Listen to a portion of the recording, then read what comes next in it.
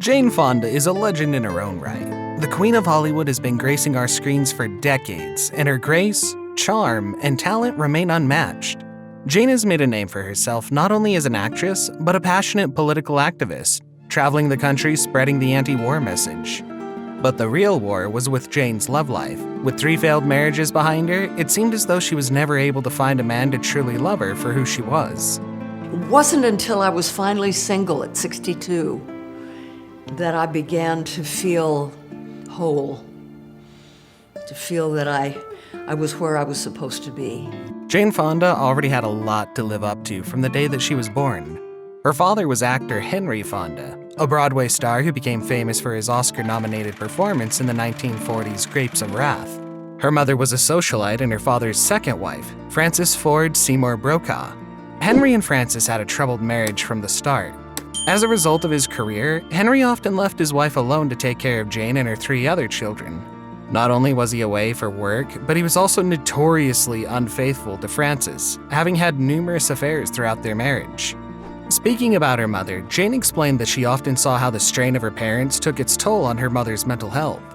Because she suffered from, well, they called it manic depression in those days. Now we say bipolarity. Jane added that her mother was frequently institutionalized, which was hard on Jane and her siblings. When a parent isn't around, the child assumes it's her fault, assumes she isn't lovable. After years of mental health struggles, Frances could no longer bear with the pain and tragically took her own life, leaving Jane, who was just 12 years old, to take responsibility for her younger siblings. Her father had told his children that Frances had a heart attack, so it wasn't until years later that they discovered the truth in a magazine. In an exclusive interview, Jane confessed that as a child, she blamed herself for her mother's death. That day that she came to the house, then she wouldn't have killed herself. It was my fault. She thought that if she had done more to help, perhaps her mother wouldn't have felt so overwhelmed and chosen to end her life. It wasn't until she was older that she was able to understand her mother's decision and came to terms with the fact that there was nothing she could have done to help her. Then you can forgive and you can understand, she told The Guardian. Just mere months after their mother's death, Henry remarried Susan Blanchard, who was only 9 years older than Jane. The actress's father was also absent for most of her childhood, and when he was around, he was always cold and distant. In her autobiography, My Life So Far, Jane wrote that Henry constantly told her that she needed to lose weight. He thought I was fat, and Wow. How old were you when he first started telling you that? when I started to 13, 14, When she was only 13 years old, it took her a week to work up the courage to tell him that she'd hurt her back swimming, and when she did, he made Blanchard take care of her. Even though Henry was far from the ideal father figure, Jane still worshipped him and was desperate for his approval. In fact, it was her father who inspired her to be an activist.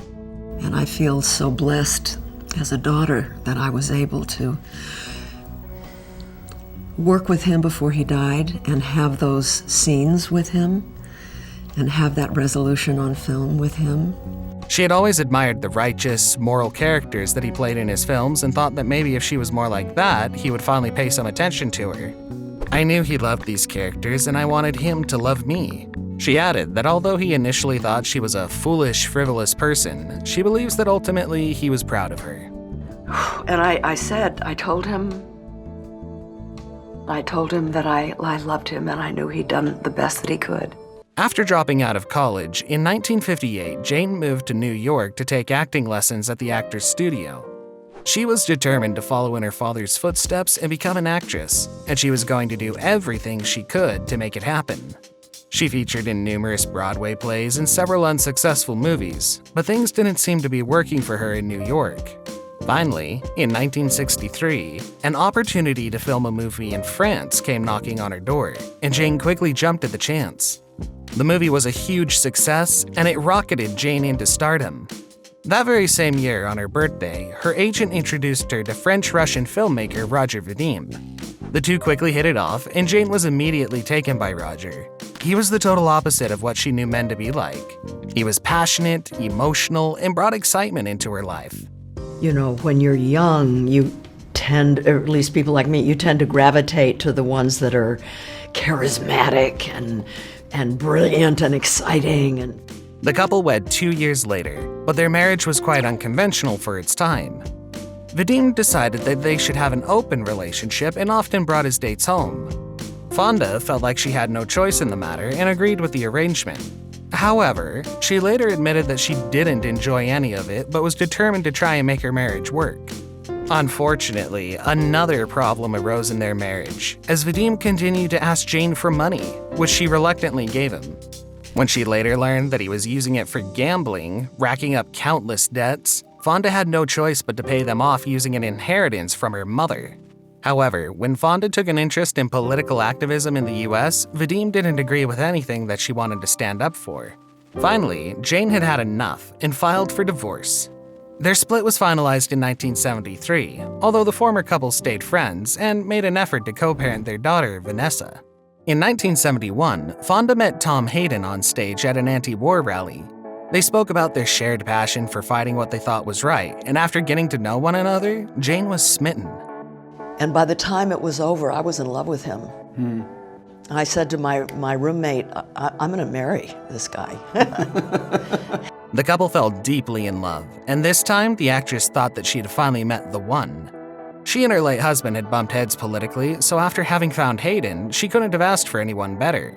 The pair married in 1973, just as her divorce from Vadim was finalized.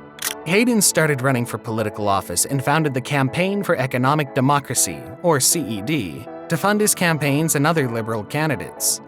Fonda took on the role of breadwinner, starring in movies, writing books, and launching her famous Jane Fonda's Workout, which made her a famous home workout guru. In 1982, the New York Times reported that the workout videos were making a whopping $30,000 a month, and it was all going towards Hayden's campaign. Despite this, Hayden was often critical of Fonda's activism, and then, as Fonda put it to the New Yorker, he fell in love with somebody, and it really devastated me. However, the breakup with Hayden in 1988 also freed her to become an activist in her own right. She said of her relationship with Hayden, "I needed someone far wiser and more knowledgeable than I was about movement building and politics. I learned so much from him that I am forever grateful for." When it came to motherhood, Jane admitted that she felt completely unprepared when her children were young. She had 2 biological children, Vanessa Vadim with Roger and Troy Garrity with Tom. She also has an adopted daughter, Mary Williams, who came to live with Fonda when she was 16. Mary's parents were Black Panthers, a movement Fonda was involved with, but after her father was imprisoned, her mother was devastated by the arrest of her husband and became an alcoholic. While working at a summer camp that Jane and her ex-husband ran, the actress got to know Mary and her story and offered her a safe place to stay. However, Jane confessed that rather than focus on being a good mother, she was driven to continue with her activism. She told the New Yorker that Hayden was the one that took care of her other 2 children. Once, when Jane was putting him to bed after being away for a long time, Troy looked up at me and asked, "What's the point of having a mother?" Despite not being a very good parent, during her children's early years, Fonda says that she's trying to make up for it now. I wasn't a very good parent, and how I regret that, and I'm what- trying to make up for it. Really? Is there still time to make up for it? do you There's think? always time. It's never too late. Yeah. Her divorce from Hayden was finalized in 1990, and it wasn't much later that John got a call from a stranger who happened to be a famous billionaire. The stranger was none other than Ted Turner, founder of CNN. According to The New Yorker, Turner asked Fonda out after reading about her divorce, but she told him to ask again in a few months. Exactly 1 month after his first call, Ted called Jane again and asked her out. Just 1 year later, they married. This was Fonda's 3rd marriage, and unfortunately for her, the 3rd time was not the charm. Just 1 month into their marriage, the actress found out that her new husband was having an affair. Their vows were still fresh in the air, and yet Jane was betrayed yet again by the man that she loved. Determined to make their marriage work, however, Fonda stayed with Ted. However, as time went by, Jane started to feel like she was losing herself. She was making herself smaller, fading into the background, all because she was trying so hard to see past the cracks in her marriage.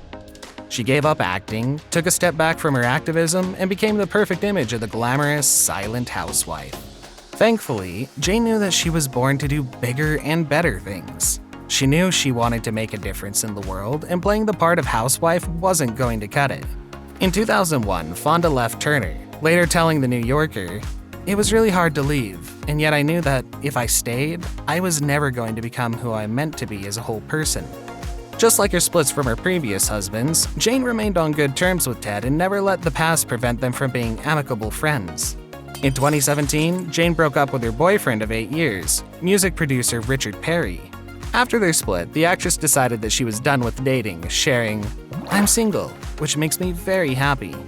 Fonda admitted that being a strong feminist made having healthy relationships with men more complicated, explaining, "For me to really confront sexism would have required doing something about my relationships with men, and I couldn't. That was too scary."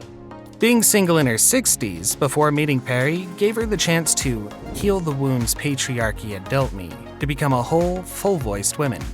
She added, "For me, the personal meant becoming a single woman, no longer silencing my voice, slowly becoming the subject of my own life."